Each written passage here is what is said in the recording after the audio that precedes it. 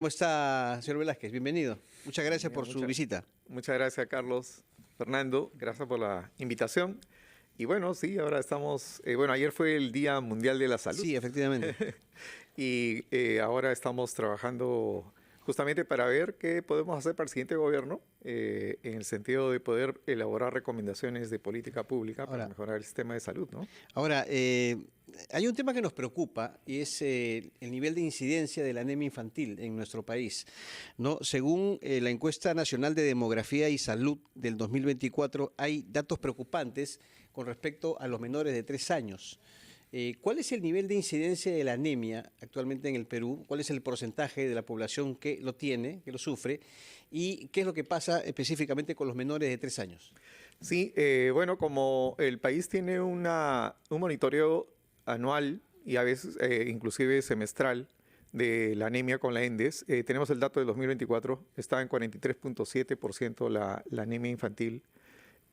Ha subido con Subido de relación manera al año considerable, anterior, ¿no? estaba en 43%, Ya. entonces ha subido la anemia, pero también ha subido algo la desnutrición crónica infantil, que era algo que lo teníamos bastante manejado durante varios años, y el Perú ha sido considerado un ejemplo mundial, ¿no?, de cómo redujimos la desnutrición crónica infantil. En un periodo de 8 años se bajó el 50%, pero lamentablemente Actualmente, ¿cuál es el nivel de...? está en 12.5, 12.1, Ujú. de 11.5 que estuvo el año pasado, ¿no? Entonces, es ligero el incremento, pero la tendencia no es buena. Entonces, lo que indica que debemos revisar otra vez las políticas públicas, especialmente las que funcionaban. El presupuesto por resultados que antes teníamos, el programa de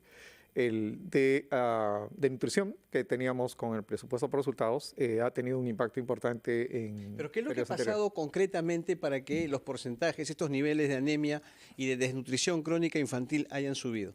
Mire, uno de los puntos a partir del COVID, lo que se pudo ver es que la inseguridad alimentaria se incrementó, especialmente en las áreas urbanas. Y en las áreas urbanas realmente no habían programas sociales, o sea, más bien focalizado en la zona rural. Entonces, por lo tanto, la realidad cambió. La inseguridad alimentaria en el Perú se convirtió en una situación muy crítica. Entonces, el acceso a alimentos está impactando también en los indicadores de nutrición.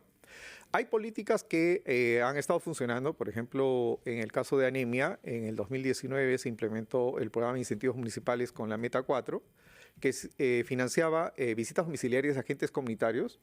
Es bien interesante esta intervención porque fue una asociación público-privada, es decir, el privado financió pilotos para probar intervenciones efectivas en anemia y se encontró que los agentes comunitarios podían bajar la anemia de manera importante. Esta evidencia se utilizó para implementar esta política y el 2019 se asignaron 60 millones de soles para financiar visitas domiciliarias por primera vez, visitas domiciliarias de agentes comunitarios. Y bajó la anemia. De entre 2019 y 2021, 5 puntos porcentuales, bajó de 43 a 38. Pese al COVID del 2021. Sí, sí, o sea, fue una intervención que ha sido evaluada, una evaluación de impacto que ha demostrado la contribución del agente O comunitario. sea que la gestión de Pedro Castillo fue peor que el COVID, porque es el Bueno, 22 que esto comienza Bueno, a bajar. realmente lo más importante creo que la lección aprendida es que los países tienen que tener políticas de Estado que no importa qué gobernante esté de turno, entonces debería las instituciones proteger esas políticas públicas que funcionan bien. Bueno, pero si el gobernante de turno nombra ministros de salud que no son idóneos, que se dedican a hacer política o a enriquecerse, pues tenemos estas consecuencias. Bueno, parte de la explicación es esa, pero creo que lo más importante es tener instituciones públicas fuertes. Es decir, que debería haber, digamos, profesionales dedicados a cada sector que puedan implementar de manera efectiva estas intervenciones, no solamente el diseño de nuevas políticas y prepararnos para situaciones como las que esperamos que no vengan, pero las lecciones aprendidas de COVID ha sido un problema crítico en el país porque sobrepasó la capacidad resolutiva del sistema de salud.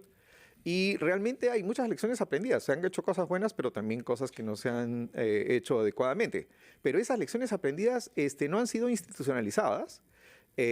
Otros países han hecho un análisis de cómo se enfrentó la pandemia y han hecho reformas. Y el Perú todavía no las ha hecho. Todavía estamos esperando. Entonces, y Permítanos, estamos... por favor, ir a una pausa. Carlos Villarreal tiene una pregunta y yo también quiero que me diga, ¿cómo se explica que algunas regiones sí hayan tenido buenos resultados? ¿Qué es lo que están haciendo aquellas que han mejorado para comprender mejor lo mal que están haciendo las que han empeorado en las tasas de anemia, que es uno de los desafíos de salud más graves de nuestro país? Está en juego el destino de los niños, que no desarrollarán el cerebro que les permita adaptarse luego a las exigencias de la vida. Vamos a ampliación de noticias. Fernando Carballo y Carlos Villarreal con ustedes, como todas las mañanas, conversando con el doctor Aníbal Velázquez, ex ministro de Salud y además asesor de políticas públicas y alianzas del Programa Mundial de Alimentos de las Naciones Unidas aquí en nuestro país. Analizando, doctor, la situación de la anemia en el Perú, hay regiones que han tenido buenos resultados y hay regiones que han tenido malos resultados, igual que en el caso de la desnutrición crónica infantil. ¿Cuáles son estas regiones en donde, diríamos, hay mayor prevalencia de anemia y mayor prevalencia también de la desnutrición? Sí, bueno, en particular en desnutrición son las áreas de mayor pobreza. Entonces, y en anemia, Puno siempre ha sido la región que ha tenido más anemia. Y hay diferencias de desempeño, digamos, de cómo implementan las políticas públicas los gobiernos regionales y municipales. En el caso de anemia, el programa de incentivos municipales justamente financia a través de los municipios visitas domiciliarias a los agentes comunitarios, y esta intervención es la que explica la reducción de anemia en el país. Hay regiones que lo están haciendo mejor que otras. Y son sobre todo Huancavelica, es el número 1 de mejores cifras, Cajamarca y Amazonas. Exactamente. Entonces, lo que también indica de que la implementación de las políticas públicas depende de las autoridades regionales y municipales también. Esta articulación del gobierno permite que pueda tener mejores resultados. Por lo tanto, una descentralización como la que tiene el sistema de salud requiere necesariamente una implementación por parte de los gobiernos regionales y municipales. En el caso de anemia, estamos viendo de que si hay un buen desempeño de los municipios y los gobiernos regionales, estas políticas públicas tienen más éxito. Este programa de incentivos municipales ahora está reforzando esta intervención porque se ha visto que tiene buenos resultados, y ahora se le llama Compromiso 1 dentro del programa de incentivos municipales, y que justamente ahora ha aumentado el financiamiento. Son 80 millones de soles al año para financiar a 800 distritos para que los agentes comunitarios puedan hacer las visitas domiciliarias. Esta intervención, como les comentaba, ha sido desarrollada en pilotos financiados por el sector privado para poder probar innovaciones, porque el sector público realmente no tiene mucho tiempo para probar innovaciones y hacer pilotos. Entonces, el sector privado junto con la cooperación tienen ese rol, y por lo tanto permiten desarrollar estas innovaciones, probar que efectivamente funcionan y luego puedan escalar en política pública. Y este es un ejemplo de proyectos piloto de cómo los agentes comunitarios explicaban la reducción de anemia, a veces hasta 50% menos por agentes comunitarios. 80 millones de soles al año. Sí, para 800 distritos. O sea, eso hace 100.000 soles por distrito. Más o menos, o sea, y dependiendo del tamaño de distrito. $8.000 por mes, sí, digamos en promedio, $8.000 por mes. Y ¿para qué se usa esos 8.000 soles por mes? Lo interesante de este programa es que está en función de metas cumplidas. Es decir, si los agentes comunitarios hicieron las visitas, entonces les financian cuando tienen que comprobar que efectivamente se han hecho las visitas a los niños menores de 1 año, y luego de que el Servicio de Salud verifica de que efectivamente se ha hecho la atención, entonces se le financia. ¿Pero cuántos agentes comunitarios se pueden financiar con 8.000 soles al mes? Más o menos estamos hablando de 70.000 agentes comunitarios en el país. Son voluntarios. O sea, el pago es básicamente por meta cumplida y se hace a través de los municipios. De acuerdo. Bueno, por otra parte, usted ha mencionado que acá hay colaboración del sector privado. ¿Qué empresas privadas están colaborando con este proyecto? Mire, son varias. Yo creo que hay un movimiento que se ha comprometido con la anemia a nivel del país. Inclusive en los últimos CADE ha sido una prioridad anemia. Y realmente el rol que ha tenido el sector privado en el caso de anemia es justamente financiar estos pilotos para probar innovaciones.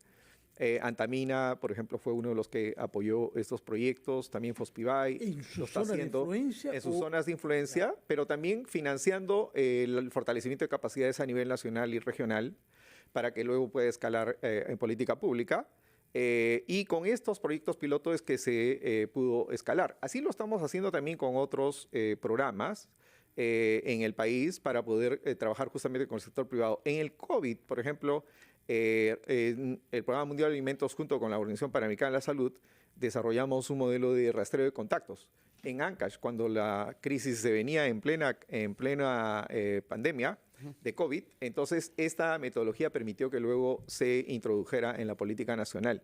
El aporte que hace el sector privado es interesante y creo que por esa razón CADE Salud en este momento está anunciándose, es la primera vez que se va a hacer un CADE Salud este año, el 29 de mayo, y vamos a tener la oportunidad de hacer reflexiones sobre cómo el sector privado y el sector público pueden articular su trabajo. Doctor, permítame hacerle una pregunta en su condición de ex ministro de Salud. ¿Cuál es su análisis de este tema tan lamentable ocurrido en estos últimos días con el suministro de un suero fisiológico deficiente, ¿no?, en mal estado, que ha causado la muerte de 5 personas? A su criterio, ¿por qué se llegó a esta situación y cuáles son las responsabilidades, en este caso, administrativas y políticas que hay que asumir? Sí, mire, lo más importante en general cuando se trata de salud humana se necesita tener altos estándares de calidad, ¿no? Porque realmente, especialmente el tema de medicamentos, sí es importante exigir estándares de calidad de alta calidad. En este caso, quienes aseguran eso son los mecanismos o las instituciones reguladoras del sistema que existen. Entonces, lo que hay que hacer es reforzar DIGEMIT, mismo su salud, por ejemplo, para vigilar el uso efectivo en las clínicas de los medicamentos o los tratamientos. Entonces, estas instituciones necesitan ser reforzadas, necesitan más recursos, por supuesto, porque esto significa hacer supervisiones, y se necesita para eso personal, supervisiones continuas de toda la cadena que significa la atención, en este caso, de este producto, de este medicamento. Entonces, lo más importante es fortalecer la fiscalización, y eso requiere financiamiento. De acuerdo. Pregunta final, porque estamos ya apurados. Se habla de 800 distritos rurales, pero ¿cómo evoluciona la anemia en las ciudades, incluida nuestra ciudad capital? Mire, realmente es una preocupación. Efectivamente ha aumentado más la anemia en la zona rural, pero también ha aumentado en la zona urbana. Entonces sigue siendo un problema crítico que requiere una atención de una política más global. Y una de ellas es la fortificación de alimentos, que ha probado ser una medida, una intervención efectiva. La evidencia científica lo demuestra. Se utiliza el vehículo, el alimento que es más consumido por parte de la población. Y en este caso hemos identificado que es el arroz en el caso de Perú. Por lo tanto, lo que se ha propuesto y desarrollado es una política para que el arroz esté fortificado con hierro y multimicronutrientes. ¿Se está distribuyendo ya? Entonces se sacó una norma y ahora los programas sociales tienen la obligación de comprar arroz fortificado. ¿Ya lo están haciendo? Ya se empezó la política, ya hay productores que están ofreciendo el arroz fortificado en el mercado, entonces los programas sociales ya están comprando. Sin embargo, para tener una acción efectiva con esta intervención, se necesita que sea de gran escala y por lo tanto ahora el Congreso está trabajando una norma para universalizar y que todo el arroz que consumimos en el Perú, Carlos, que el esté fortificado. Esa norma rápidamente. Doctor Velázquez, veo que usted confía en el Congreso, buena cosa para usted. En todo caso, repetimos que ha sido ministro de Salud y es el asesor del Programa Mundial de Alimentos, que es la agencia más grande de la ONU, hay que recordarla, y de prioridad en el Perú.